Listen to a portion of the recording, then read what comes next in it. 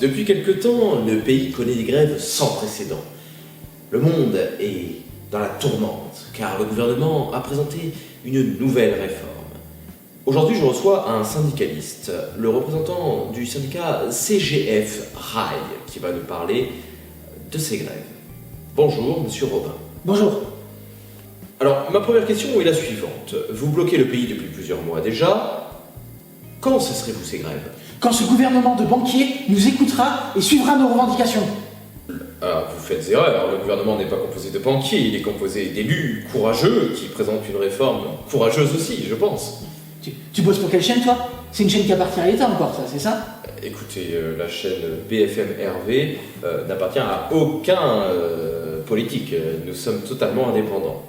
Pourtant, il me semble que ton patron a aidé ce gouvernement à se financer, non? Écoutez, je le répète, nous sommes totalement indépendants et mon travail est tout à fait sérieux et surtout objectif. Un journaliste indépendant me fait pas rire. Quand au fait de se battre pour les Français, je crois que je suis le plus à même pour en parler.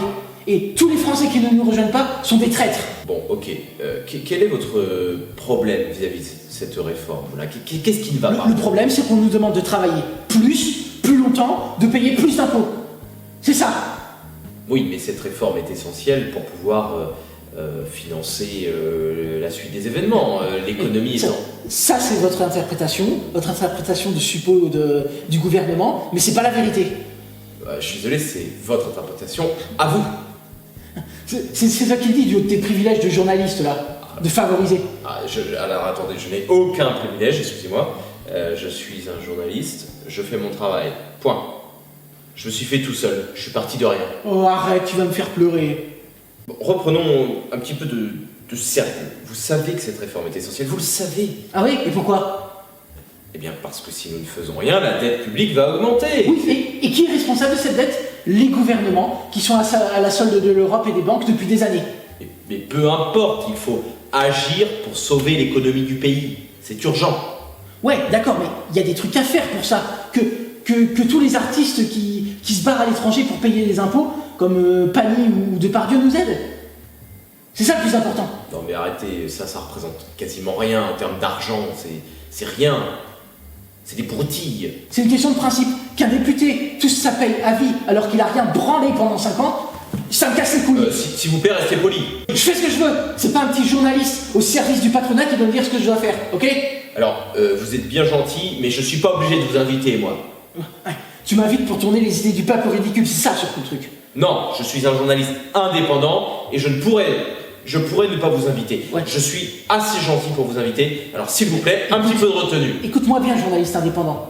T'as intérêt à être sympa avec moi, sinon je t'attends à la sortie avec mes potes Black Bloc et tu vas passer un sale quart d'heure. Non mais calmez-vous, on discute simplement. Bon, alors pose-moi des questions utiles. D'accord, alors, qu'est-ce que vous proposez comme réforme à la place de celle-ci? Je propose de supprimer la réforme et j'exige que le gouvernement démissionne. Mais le gouvernement ne démissionnera jamais, c'est impossible, il a été élu démocratiquement. Alors... Dans ce cas, on prend les fourches, on monte à l'Élysée et on fait la révolution comme en 1789. D'accord, donc vous proposez d'aller assassiner le président? Non. Ne soyons pas extrêmes. Pas de l'assassiner, juste de le guillotiner, c'est tout. Bah, c'est un meurtre. Je suis désolé, ça s'appelle un meurtre, guillotiner quelqu'un. Non, c'est pas un meurtre, c'est une exécution populaire. Et on fera pareil pour tous les ministres, tous les journalistes suppos du patronat, les patrons, les riches, les banquiers, les joueurs de foot, les acteurs, les chefs de multinationales, les héritiers, tous les gros riches là. Donc, vous êtes en train de prononcer des propos qui sont passibles de peine? Enfin, vous êtes en train de menacer de mort quelqu'un là? J'assume parce que moi, au moins, je suis un défenseur des libertés. Ok, et je suppose que le nouveau gouvernement, c'est vous qui en serez à la tête? Non, Comment? Ce sera un gouvernement d'anarchie. Enfin, le peuple vivra dans un gouvernement dirigé par le peuple. Je suis désolé, moi, il me pose dans ma tête, l'anarchie, c'est pas le gouvernement du peuple, hein, c'est le gouvernement du chaos. Parce que c'est pas le chaos avec ceux qui nous gouvernent actuellement? Tu crois que c'est mieux? Moi, j'ai jamais vu ceux qui nous gouvernent tuer des gens. C'est les antifas qui font la justice. Les antifas. Ok.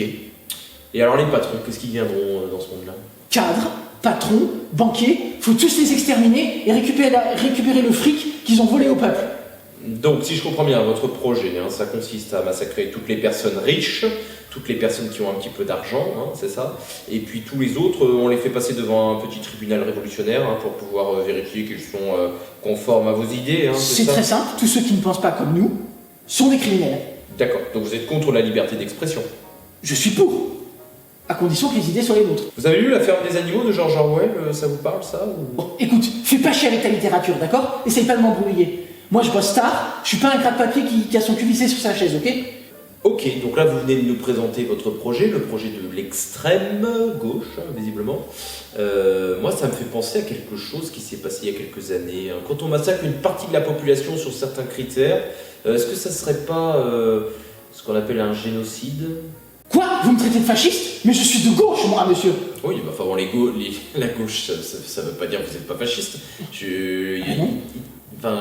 Les antifas, ils sont de gauche. Oui, mais ils sont pas fascistes. Oui, bah du coup. Ils sont antifa. Oui, donc les antifas, alors ce qu'ils font, hein, juste, hein, ils prennent les gens qui sont dans les manifs et qui ne sont pas d'accord avec eux, ils les tabassent et ils les virent. Donc en clair, ils sont contre la liberté d'expression, ils sont contre l'idée... Contre les mauvaises libertés d'expression. Oui, ceux qui ne pensent pas comme nous. Voilà. Ça s'appelle du fascisme, non? Quand vous virez ceux qui ne sont pas d'accord avec vous. Et puis, tous ceux qui se battent, là, actuellement, tous ceux que vous critiquez qui se battent, eh ben, ils se battent contre vos amis du gouvernement. Oui, alors je veux bien qu'ils se battent contre le gouvernement, mais moi j'ai un peu l'impression que les antifas, en tabassant tout ce qui bouge, font plutôt l'effet inverse, c'est-à-dire qu'ils décrédibilisent les mouvements de grève, ils fatiguent tout le monde, et puis en plus, je suis désolé encore une fois, quand vous êtes en train de tabasser quelqu'un parce qu'il ne pense pas comme vous, vous êtes un fasciste. Donc les antifas sont des fascistes. Non, je suis désolé, vous avez tort, c'est moi qui ai raison. Moi, vous savez ce que je pense que vous êtes un extrémiste. Moi je suis un extrémiste? Ouais. Tu vas chier tes dents, tu vas voir. Vous allez arrêter de me parler, déjà tu me tutoies pas, espèce de petit con. Quoi? Petit con? Tu vas voir ça. Tu vas voir.